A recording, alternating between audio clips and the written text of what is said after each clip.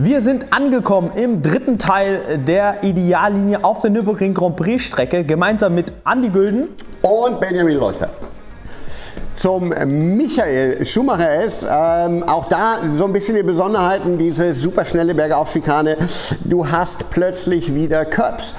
Und zwar klassische Nürburgring-Curbs, nämlich die steile Variante.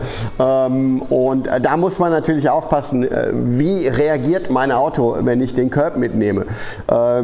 Ganz ausgebuffte Rennfahrer, wie damals zum Beispiel Roland Asch, ich habe mir das mal abgeguckt, der ist sogar vor dem Einlenken ins Schumacher S, ist der rechts auf den Curb draufgefahren und mit dem Runterfahren vom Curb hat er so einen Moment erzeugt, hat er nochmal ein bisschen mehr Druck aufs einlenkende Rad gegeben und ist da wahnsinnig schnell abgebogen. Wie lange ist es her?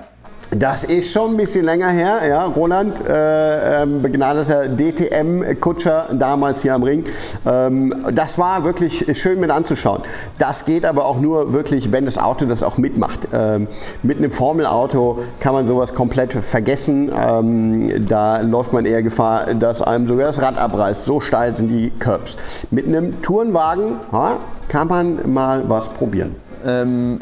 Empfehlung von mir, ich hoffe nicht, dass du das mit unserem Auto irgendwann mal machst. Habe ich schon. Hast du schon, ja? Geht super. Super, ja, wunderbar, war klar. Bisschen vollgefahren. Wir haben ja die guten Federn. Die Eibach-Federn, ja, genau. Und deswegen geht das tatsächlich voll, aber nicht jede Runde. Nicht jede Runde, genau. Da kommt es nämlich, wie gerade eben schon gesagt, auf den Reifen an. Ist der Reifen neu, geht das, ist eine ultraschnelle Links. Ich weiß gar nicht, vierter Gang mit unserem Auto tatsächlich. Ja, sehr, sehr schnelle Kurve, birgt Gefahr, da auch mal böse abzufliegen, wenn man eben gerade beim Runterfahren des Curbs im Eingang vielleicht zu spät dran ist oder aber eben den linken Curb dann zu hart trifft.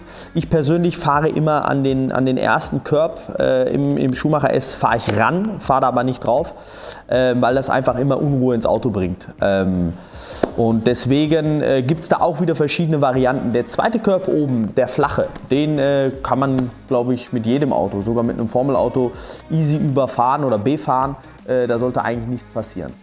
Wir von der Nürburgring Driving Academy, wir bieten ja Formel-Events an, Formelfahren für jedermann, und da fahren wir sehr häufig auf der Möhmachschleife, und daher weiß ich, dass Michael Schumacher es ist absolutes Highlight, mit einem Formelauto da flat durchzufahren, Vollgas durchzufahren. Da geht einem wirklich immer das Herz auf, das kann ich jedem nur empfehlen. So viel zur Werbung in eigener Sache. Kurzer Zwischenstopp hier in der Möhmachschleife. Wir haben hier mal gerade auf unserem Feldherrnhügel angehalten, denn ich wollte euch mal die Optik gönnen. Hier runter Richtung Dunlopkehre. Das ist sie, unser kleiner, feiner Streckenabschnitt, die Möhmachschleife, durchaus auch als Rundkurs zu befahren. Und das Schöne ist, an dieser kleinen Streckenvariante haben wir trotzdem alle Arten von Kurven verbaut. Ja, wir haben die Ford-Kurve, wir haben die Dunlop-Kehre und wir haben Klein Monaco. Genau, ja, die ehemalige Ford-Kurve, so heißt es tatsächlich.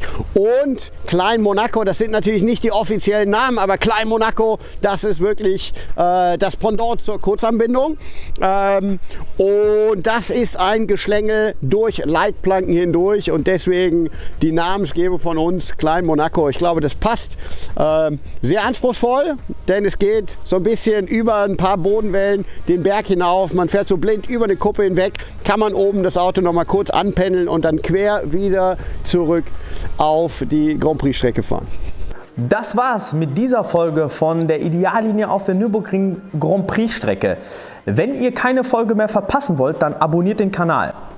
Und klickt auf die Glocke. Wir sehen uns bei der nächsten Folge.